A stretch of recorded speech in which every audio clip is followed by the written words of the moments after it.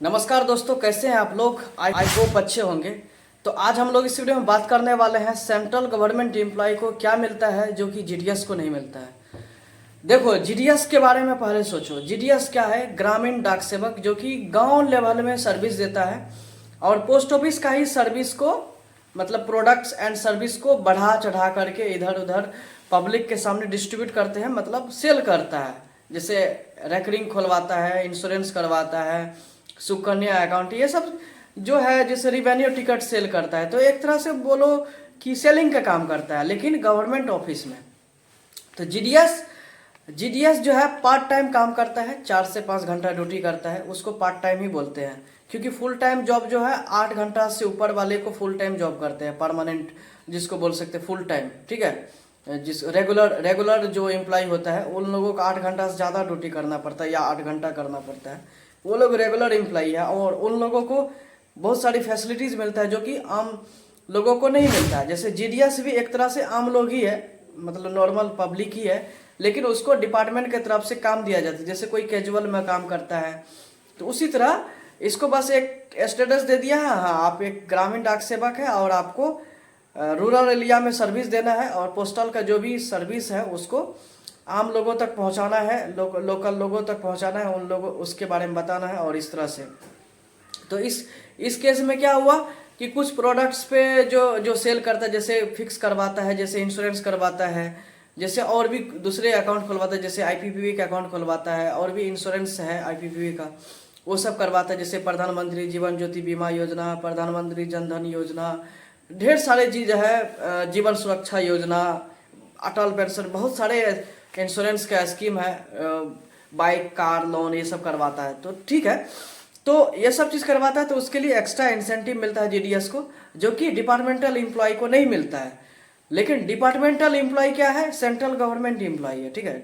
Department of post में काम करता है, लेकिन मिनिस्ट्री ऑफ कम्युनिकेशन के अंडर काम होता है, तो उसको सेंट्रल गवर्नमेंट एम्प्लॉय बोलते हैं जो डिपार्टमेंट के अंडर काम करता है। जैसे एमटीएस हुआ, जैसे पोस्टमैन मेलगार्ड हुआ, जैसे sorting असिस्टेंट पोस्टल असिस्टेंट हुआ, जैसे एसपीएम हुआ, जैसे हेड पोस्ट मास्टर हुआ, जैसे इंस्पेक्टर हुआ, सुपरिटेंडेंट हुआ, सीनियर सुपरिटेंडेंट हुआ, डायरेक्टर हुआ, चीफ पोस्ट मास्टर जनरल हुआ, पोस्ट मास्टर जनरल हुआ, डायरेक्टर जनरल हुआ, ढेर सारे पोस्ट है। तो ये लोग सारे पोस्टल डिपार्टमेंट का सेंट्रल मिनिस्ट्री के अंडर काम करता है, इसलिए इसको सेंट्रल गवर्नमेंट एम्प्लॉय बोलते हैं।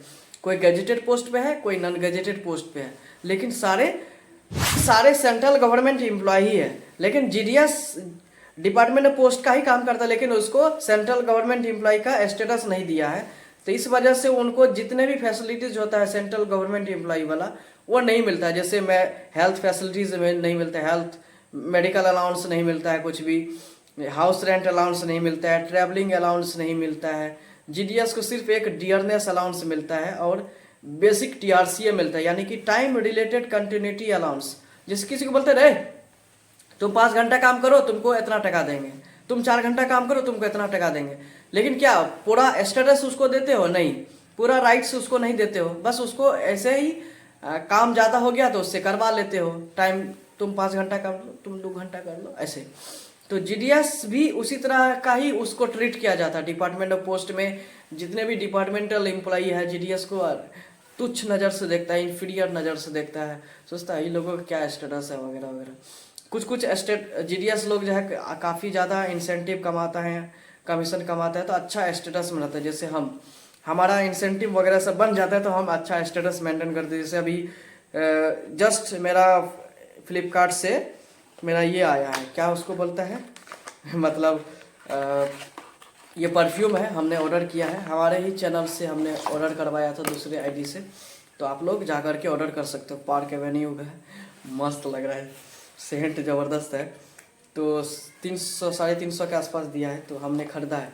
तो इस तरह से बहुत सारे जीडीएस ऐसे हैं, मतलब क्या बोले, 1 लाख जीडीएस में आपको 5 से 10 हज़ार जीडीएस ऐसे हैं जो कि अच्छा हाई प्रोफाइल मेंटेन करता है, स्टेटस मेंटेन करता है, क्योंकि उसको कमीशन अच्छा खासा मिल जाता है।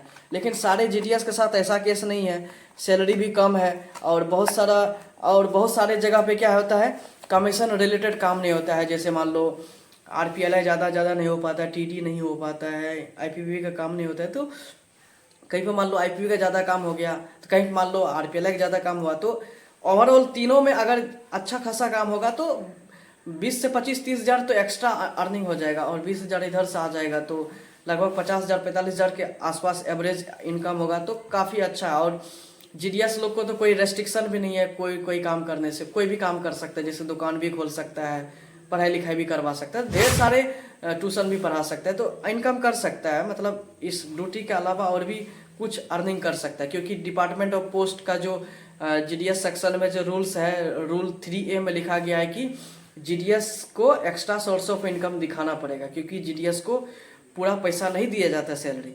तो ये सब चीज़ कोई रेस्ट्रिक्शन नहीं है।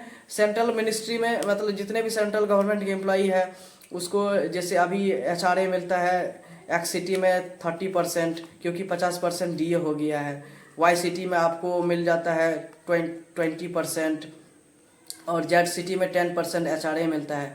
तो टोटल इनकम का मान लो 18,000 बेसिक सैलरी, उसका एचआरए निकालेंगे 10%, तो अच्छा खासा एचआरए मिल जाएगा। तो ये सब मिलता है। फिर आप सेंट्रल मिनिस्ट्री में है, गवर्नमेंट एम्प्लॉई है, तो आपका बच्चा अगर पढ़ता लिखता है तो 1 क्लास से लेकर 12 क्लास तक उसको चिल्ड्रन एजुकेशन अलाउंस मिलता है। उसके बाद हॉस्टल सब्सिडी मिलता है। जैसे कल हमने अपने एसपीएम से पता किया, उनका भी लड़का पढ़ता है, तो ग्रेजुएशन पढ़ता है, तो उसको पता चला कि वो ये हॉस्टल सब्सिडी के लिए वो क्या किए, अप्लाई किए। उन पता चला कि 8,000 पर मंथ मिलता है हॉस्टल में रहने के लिए।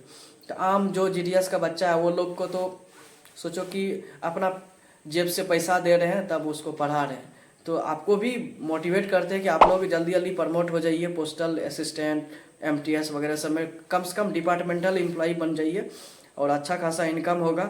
ठीक है, भले डिपार्टमेंटल एम्प्लॉई को कोई भी कमीशन नहीं मिलता है, सिर्फ आरपीएल का कमीशन मिल सकता है, लेकिन टीडी ये सब का कमीशन नहीं मिलता है, एसबीआर का, लेकिन जीडीएस को मिलता है। तो डिपार्टमेंटल एम्प्लॉय को काफ़ी ज़्यादा सैलरी मिल जाता है, प्लस बहुत सारे अलाउंसेस जोड़ करके अच्छा खासा हैंडसम सैलरी बन जाता है, जितना एक आदमी को जीने के लिए चाहिए। ठीक है, और फिर धीरे धीरे 8 पे कमीशन अगर लागू हो गया तो अच्छा खासा इनकम बढ़ जाएगा, मतलब दुगुना सैलरी सब बढ़ जाएगा। जैसे मान लो अभी जो 30,000 कमा रहा है 60,000 55,000 कमाने लगेगा, जो 40,000 कमा रहा है 80,000 75,000 कमाने लगेगा।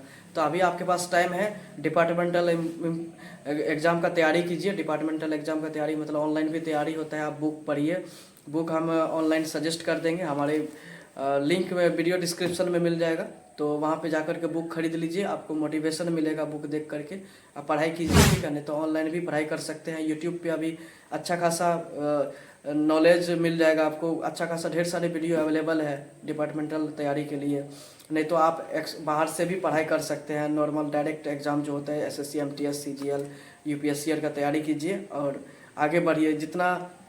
जितना अच्छा से अभी मेहनत करेंगे आगे अच्छा फ्यूचर रहेगा। नहीं तो पता चला शादी विवाह हो गया, बच्चा हो गया, चाइल्ड एजुकेशन अलाउंस नहीं मिल रहा है, ना ही हेल्थ फैसिलिटीज़, कुछ मेडिकल अलाउंसेज मिल रहा है, कुछ नहीं मिल रहा है, बस ऐसे ही ज़िंदगी चल जाएगा गरीबी में। ठीक है, तो ये 3 इडियट्स वाला बात मत कीजिए। 3 इडियट्स में जो उसके पापा पोस्ट मास्टर रहते हैं रिटायरमेंट होने के बाद ऐसे कैसे ज़िंदगी रहता है, पूरा दयनीय, पूरा मिजरेबल लाइफ जीता है। तो आपको भी अच्छा लाइफ स्टाइल जीने के लिए, फ्यूचर अच्छा हो, उसके लिए अभी मेहनत कीजिए। अभी मेहनत करेंगे तो फ्यूचर बढ़िया रहेगा, आपका फैमिली, आपका बच्चे का, सबका फ्यूचर अच्छा रहेगा।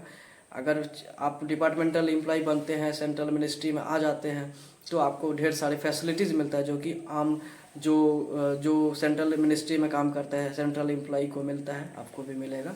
बस जीडीएस में रह करके आपको तैयारी करना है और अच्छा खासा अर्निंग भी करना है। नहीं करना है तो तैयारी कीजिए, कहीं तो आपको टाइम इन्वेस्ट करना ही पड़ेगा, चाहे इधर कीजिए या उधर कीजिए। ठीक है, चलिए, वीडियो आज वैसे भी लॉन्ग हो रहा है तो आज का वीडियो यहीं ख़त्म कर देते हैं। नमस्कार। अगर वीडियो अच्छा लगा है तो लाइक कर दीजिएगा, चैनल को सब्सक्राइब कर दीजिएगा और हमारे लिंक से लीजिएगा तो अच्छा रहेगा। ये परफ्यूम या और भी जो भी प्रोडक्ट्स लीजिएगा अच्छा लगेगा मुझे। चलिए, वीडियो को लाइक कर दीजिए, चैनल को सब्सक्राइब जरूर कीजिएगा और शेयर कर दीजिए। चलिए, आज का वीडियो यहीं ख़त्म कर देते हैं। नमस्कार।